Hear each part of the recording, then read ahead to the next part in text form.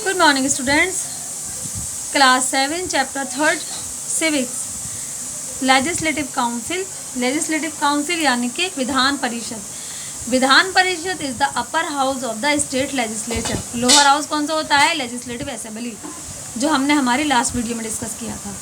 The strength of the legislative council should not be more than 1/3 the size of the legislative assembly of that state.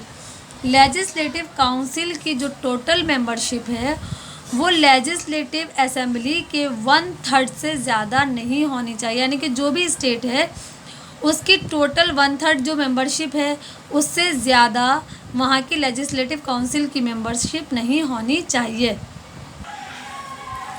The member of legislative council are representative of the local governing bodies. Legislative council के जो members होते हैं, legislative council को कौन represent करता है? ये वो लोग होते हैं लोकल सेल्फ गवर्निंग बॉडीज़ के रिप्रेजेंटेटिव होते हैं। तो लेजिस्लेटिव काउंसिल के मेंबर कौन होते हैं? लोकल सेल्फ गवर्निंग बॉडीज़ के जो रिप्रेजेंटेटिव होते हैं वही लेजिस्लेटिव काउंसिल के मेंबर्स होते हैं। और ये कौन लोग होते हैं? Teachers, university graduates. ठीक है। 1/3 of its member are elected by the state assembly. Legislative के जो काउंसिल के में जो मेंबर्स हैं उनमें 1/3 मेंबर कौन होते हैं? 1/3 मेंबर स्टेट लेजिस्लेटिव असेंबली से इलेक्ट होकर आते हैं। और बाकी जो दूसरे मेंबर्स होते हैं लेजिस्लेटिव काउंसिल के, उनको गवर्नर नॉमिनेट करता है। और गवर्नर उन लोगों को नॉमिनेट करता है जो अपने एरिया में बहुत ज़्यादा एक्सपर्ट होते हैं। आर्ट्स है, स्पोर्ट्स है, लिटरेचर है। तो जो मेंबर्स जो इंसान इस तरह के एरियाज़ में वो काफ़ी उनका एक अच्छा वर्क होता है, तो उन लोगों को लेजिस्लेटिव काउंसिल का मेंबर अपॉइंट कर दिया जाता है। Qualification for the membership. Legislative council का मेंबर होने के लिए एक इंसान के अंदर कौन कौन सी क्वालिफ़िकेशन होनी चाहिए वो यहाँ हम डिस्कस करेंगे। The qualification remain the same as those of legislative council.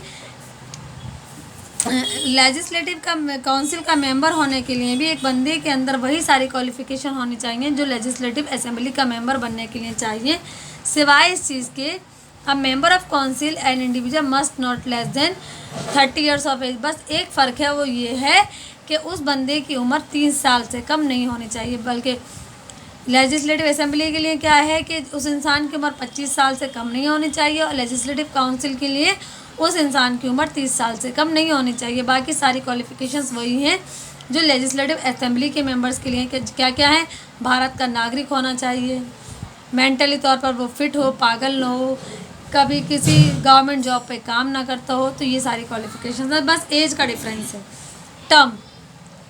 The legislative council is a permanent body. Legislative council एक परमानेंट बॉडी है जिसको हम डिज़ोल्व नहीं कर सकते, जबकि लेजिस्लेटिव असेंबली को डिज़ोल्व किया जा सकता है।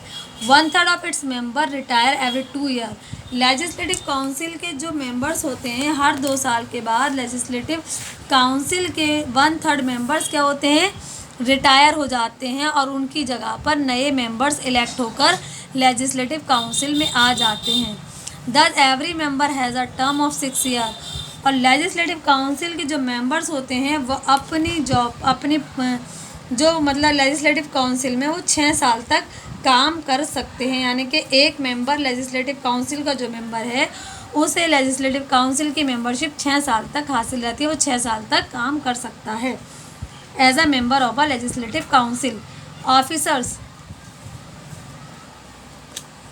The legislative council elect a chairman and deputy chairman. Legislative council अपने ही मेंबर में से एक चेयरमैन और एक डिप्टी चेयरमैन का इंतखाब करती है, जो काउंसिल की, जो लेजिस्लेटिव काउंसिल की जो भी वर्किंग होती है, जो भी वहाँ पर मीटिंग्स होती हैं, उनको प्रिसाइड करता है। जबकि लेजिस्लेटिव असेंबली में क्या होता है? एक स्पीकर और डिप्टी स्पीकर। और लेजिस्लेटिव काउंसिल में एक चेयरमैन और एक डिप्टी चेयरमैन होता है, जिसे लेजिस्लेटिव काउंसिल के मेंबर अपने ही मेंबर्स में से चुनते हैं, जो काउंसिल की तमाम कामकाज को देखता है, उनकी मीटिंग वगैरह को कराना और उसको प्रिसाइड करने का काम चेयरमैन और डिप्टी चेयरमैन को होता है। चेयरमैन की गैर मौजूदगी में ये सारे काम डिप्टी चेयरमैन करता है। नेक्स्ट है powers and the functions of legislative council. Legislative council के किस तरह के काम हैं वो हम यहाँ पर डिस्कस करेंगे। As discuss earlier, legislative council can not introduce the money bill. मैंने आपको बताया था लास्ट वीडियो में कि जो मनी बिल होता है वो सिर्फ और सिर्फ लेजिस्लेटिव असेंबली ही पेश करती है, इंट्रोड्यूस करती है। तो legislative council money bill introduce नहीं कर सकती। मनी बिल से रिलेटेड जो भी मैटर्स होंगे, बजट वगैरह से रिलेटेड, वो सब को इंट्रोड्यूस करने का काम किसका है? उन सब को इंट्रोड्यूस करने का काम लेजिस्लेटिव असेंबली का है, ना कि लेजिस्लेटिव काउंसिल का। Even for the ordinary bill it is the will of the legislative assembly that prevail. Even for the जो ऑर्डिनरी बिल होते हैं तो it is the will of the तो और यहाँ तक के ऑर्डिनरी बिल को भी लेजिस्लेटिव असेंबली की विल के अकॉर्डिंग, उसकी मर्जी के अकॉर्डिंग ही प्रिवेल किया जाता है, यानी कि पेश किया जाता है। इट में डिले और suggest amendment to the ordinary bill. अगर किसी ऑर्डिनरी बिल में किसी भी तरह का अमेंडमेंट करना है तो उस बिल में अमेंडमेंट करने का इख्तियार भी किसको है? लेजिस्लेटिव असेंबली को है। लेजिस्लेटिव असेंबली इस तरह के अमेंडमेंट्स में करने के लिए उस बिल को डिले भी कर सकती है, ऑर्डिनरी बिल को डिले भी कर सकती है। But finally it is legislative assembly which approve a bill. और आखिरकार लेजिस्लेटिव असेंबली को ये इख्तियार हासिल है कि वो उस बिल को अप्रूव करे या ना करे। The council can however put question to the minister. लेकिन लेजिस्लेटिव काउंसिल को ये पावर हासिल है कि वो मिनिस्टर से, यानी काउंसिल ऑफ मिनिस्टर से क्वेश्चन कर सकती है।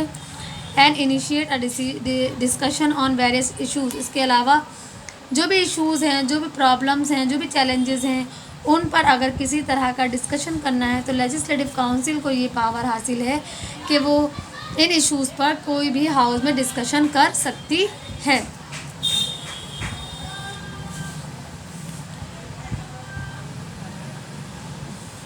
तो बेटा आज आपका लेजिस्लेटिव काउंसिल जो टॉपिक है वो कंप्लीट हो गया, ठीक है। नेक्स्ट टॉपिक हम नेक्स्ट वीडियो में डिस्कस करेंगे। Thank you very much.